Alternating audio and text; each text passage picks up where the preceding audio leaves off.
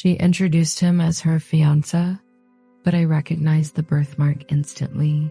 I was looking into the eyes of the baby I gave away 16 years ago. When my daughter Sophie told me she was bringing her boyfriend home for dinner, I didn't think much of it.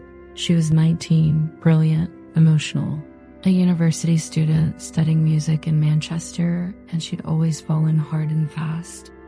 I busied myself setting the table, adjusting the cushions in our semi-detached home in Sheffield, the one I'd raised her in alone ever since her dad left when she was 4. The doorbell rang. She rushed to get it. "Mom, this is Theo," she beamed, and I looked up and my heart stopped.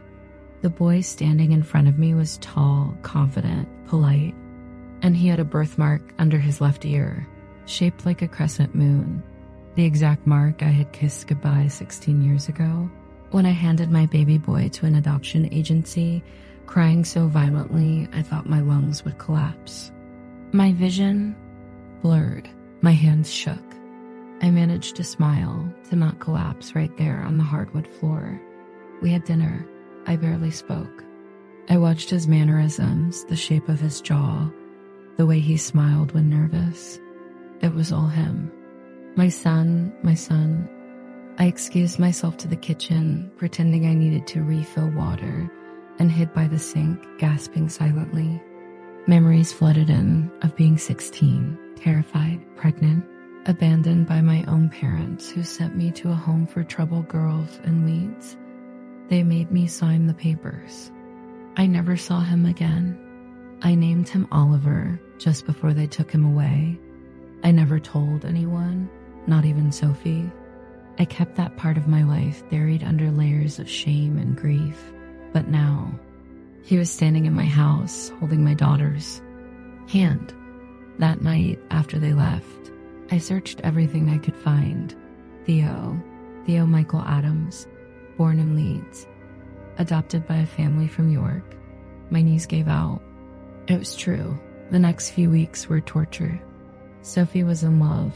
Theo was planning to propose, and I was spiraling. I couldn't breathe when he was near, couldn't sleep at night, couldn't decide whether to say something or keep the horrible truth to myself. I booked a session with a therapist. I told her everything. She cried with me, told me this wasn't just a coincidence, this was a reckoning. But what could I do? Break my daughter's heart? Tell the boy, no, the man, that the woman he loved was half-sister? That I was the one who gave him away like a secret shame? I tried distancing myself, canceled dinner plans, said I was unwell. Sophie noticed. She confronted me. "You don't like him, do you?" I broke. I told her to sit down. I told her about when I was 16, the home, the birthmark, the records. I showed her the only photo I had of baby Oliver, blurry, but unmistakable. She went pale. "No," she whispered. "No, it can't be." She ran from the house. She was gone for 2 days. When she came back, she was hollow. She'd asked Theo to take a DNA test. It was true. Half-siblings. Their love, their plans, their future. It all shattered like glass under pressure.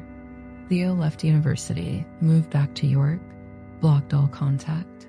Sophie stopped playing piano. She withdrew from everyone, including me. I lost them both. The pain was unbearable. I'd made a choice at 16 to give my son a better life, and somehow, fate had dragged that choice back into our lives in the cruelest possible way. Months passed. Therapy continued. Sophie eventually returned home, thin, quiet, but slowly rebuilding. I encouraged her to take a gap year. She traveled. I watched her find herself again. Then one day, she left a letter on the kitchen counter. "Mom, I know none of this was your fault, but it still broke me. I'll come back when I can forgive it all. I love you. S." I didn't hear from her for another 9 months. When she finally called, she was living in Edinburgh, teaching music to children, smiling again. We met. We cried. We held each other longer than ever. As for Theo, I never heard from him again, but I kept his birth photo framed next to a candle and whispered, "I'm sorry," every night, because sometimes love, even maternal love, isn't enough to undo the damage fate delivers, and sometimes the past doesn't stay buried. It knocks on your front door holding your daughter's hand